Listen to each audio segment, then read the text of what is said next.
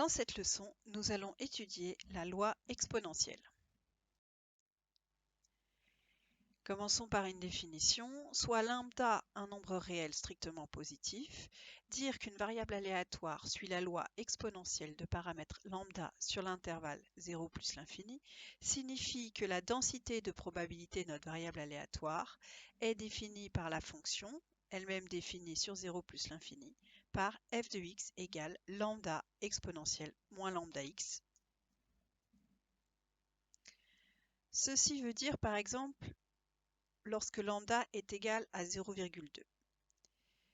On a donc une densité de probabilité qui a une courbe représentative sur 0 plus l'infini. Alors f de 0, ici exponentielle 0, ça fait 1. Donc f de 0 vaut lambda, donc la valeur que j'ai ici c'est lambda. Lorsque x tend vers plus l'infini, comme lambda est positif, moins lambda x tend vers moins l'infini, et donc exponentielle moins lambda x tend vers 0. Donc la densité de probabilité tend vers 0. Donc les fonctions densité de probabilité des lois exponentielles ont cette allure. Elles sont, alors on aurait pu aussi le démontrer en dérivant la fonction, qu'elles sont décroissantes. Quand 0, elles valent lambda, et lorsque x tend vers plus l'infini, elles tendent vers 0. Donc voici l'allure. Et donc si je veux calculer la probabilité que x soit entre les réels a et b, cela revient à calculer l'aire sous la courbe entre les droites d'équation x égale a, x égale b, l'axe des abscisses, et la courbe de la fonction f définie par f de x égale 0,2 exponentielle de moins 0,2x.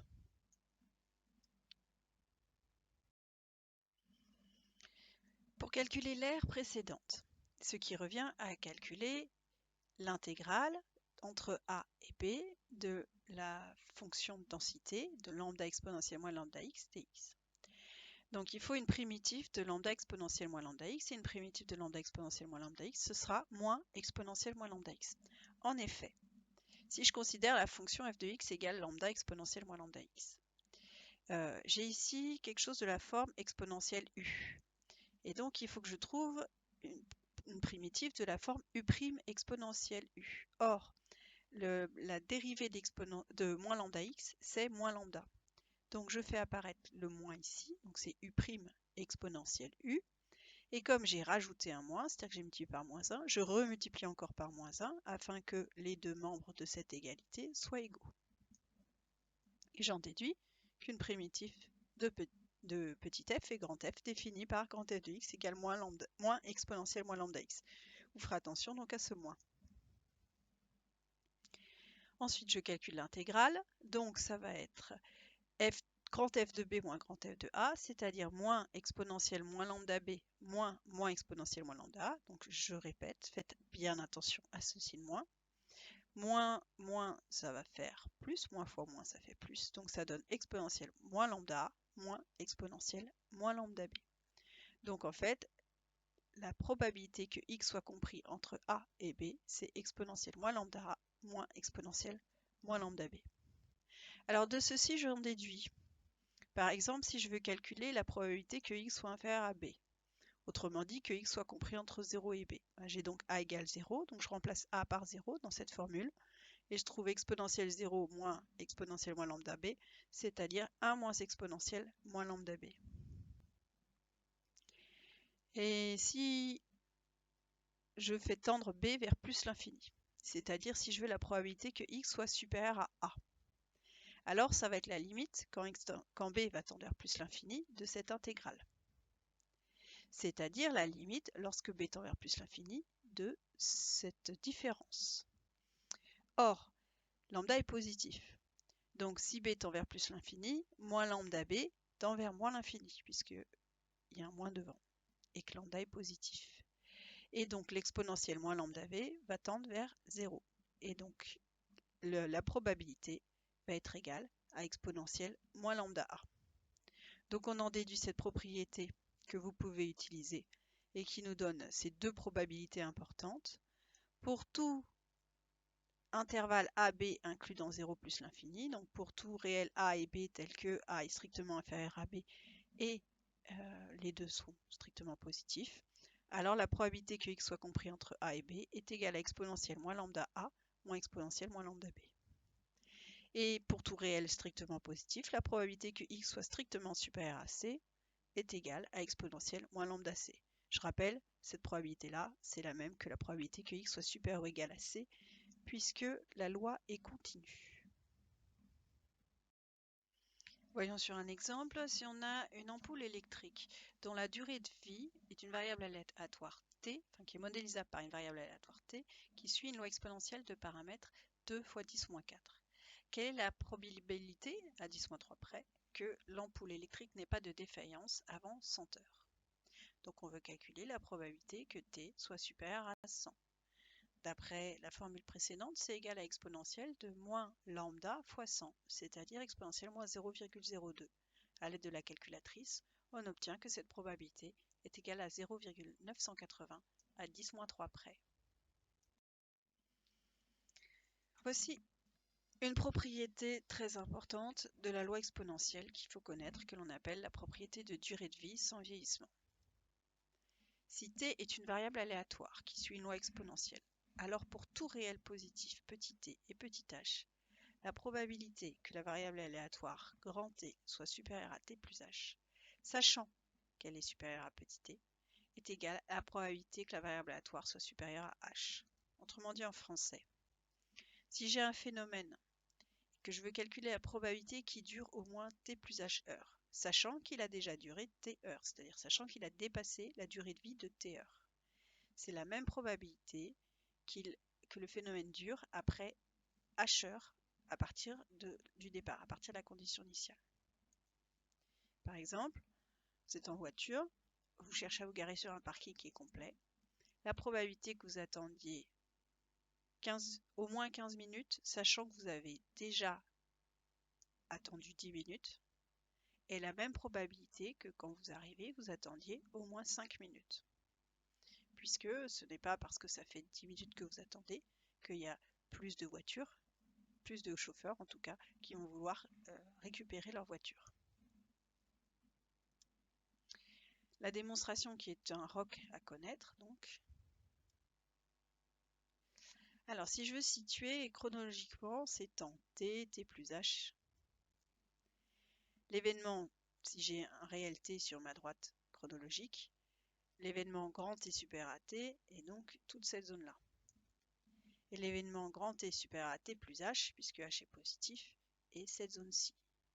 Par conséquent, on remarque que l'événement t supérieur à t plus h est inclus dans l'événement grand T supérieur à t. Autrement dit, si je veux faire l'intersection entre mon événement bleu et mon événement orange, comme le orange est inclus dans le bleu, l'intersection, ça sera l'événement orange, c'est-à-dire l'événement t supérieur ou égal à t plus h. On en déduit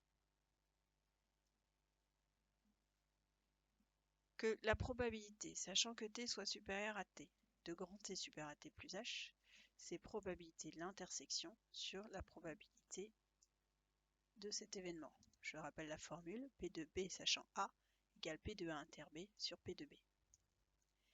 Or, on a déjà dit que l'intersection de ces deux événements, c'est marqué là, c'est l'événement T supérieur à T plus H.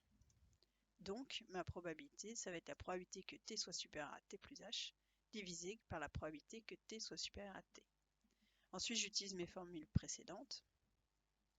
Si la variable aléatoire T suit une loi exponentielle de paramètres lambda, la probabilité est égale à exponentielle moins lambda T plus H pour celle du haut, et exponentielle moins lambda T pour celle du bas. Je développe moins lambda T moins lambda H. Ensuite, je sais qu'exponentielle d'une somme, c'est le produit des exponentielles. Donc ça fait exponentielle moins lambda T fois exponentielle moins lambda H divisé par exponentielle moins lambda T, ce qui simplifie donc par exponentielle moins lambda T, et il me reste exponentielle moins lambda H, c'est-à-dire la probabilité que T soit supérieur à H. Ce qu'il fallait démontrer. Si l'on reprend l'exemple précédent, quelle est la probabilité que notre ampoule fonctionne encore au bout de 600 heures, sachant qu'elle a déjà fonctionné 500 heures, c'est-à-dire la probabilité que sa durée de vie soit supérieure à 600, sachant qu'elle est déjà supérieure à 500. ce qui me donne P de t supérieur à 600, sachant que t est supérieur à 500. 600, c'est 500 plus 100. Donc, c'est égal à P de t supérieur à 500 plus 100, sachant que t est supérieur à 500. D'après la propriété de durée de vie sans vieillissement. En fait, le fait qu'elle ait duré déjà 500 heures, c'est la même chose que si on était au point de départ. Donc, cette probabilité est égale à la probabilité que t soit supérieur à 100. Or, d'après ce que nous avons calculé précédemment, cette probabilité est égale à 0,980 à 10-3 près. Donc la probabilité, sachant qu'elle a déjà fonctionné 500 heures, qu'elle dure au moins 600 heures, est de 0,980. Enfin, une dernière propriété nous donnant l'espérance mathématique d'une variable aléatoire qui suit une loi exponentielle. Donc, espérance d'une variable aléatoire, alors je rappelle la formule de l'espérance d'une variable aléatoire qui suit une loi de densité petit f. La formule, c'est espérance égale intégrale sur l'ensemble des valeurs prises par la variable aléatoire, donc ici sur 0 plus l'infini, de t fois f de t dt. Donc, comme ici, notre fonction de densité, c'est lambda exponentielle moins lambda x, donc ça fait lambda exponentielle moins lambda x fois x, dx, c'est-à-dire intégrale. Là, on calcule la limite puisqu'on ne sait pas calculer des intégrales sur 0 plus l'infini. Limite lorsque b tend vers plus l'infini de l'intégrale de 0 à b de lambda x exponentielle moins lambda x dx. Et la valeur de cette espérance est égale à 1 sur lambda. Voyons sur un exemple. Si l'on prend l'exemple précédent avec une ampoule dont on calcule la durée de vie, on nous demande la durée de vie moyenne. La durée de vie moyenne, c'est l'espérance mathématique de la variable aléatoire. Donc, d'après le cours, c'est 1 sur lambda, donc 1 sur 0,0002, ce qui nous donne 5000, ce qui veut dire qu'en moyenne, une telle ampoule dure 5000 heures. Démonstration de cette propriété, qui est un excellent exemple de petite question de cours permettant de réinvestir et les probabilités et le calcul intégral. Donc soit j'ai la fonction de densité de notre variable aléatoire, c'est-à-dire la fonction que l'on doit intégrer, c'est-à-dire lambda x exponentielle moins lambda x, et on va chercher une primitive sur 0 plus l'infini de cette fonction g. Donc on va chercher une primitive de la forme ax plus b exponentielle moins lambda x, puisqu'en fait ici j'ai un produit, donc je n'ai pas de formule dans mon cours me donnant directement la primitive. Alors, ce que je vais faire, c'est que je vais dériver grand G, puisque c'est une primitive de petit g, grand G' est égal à petit g.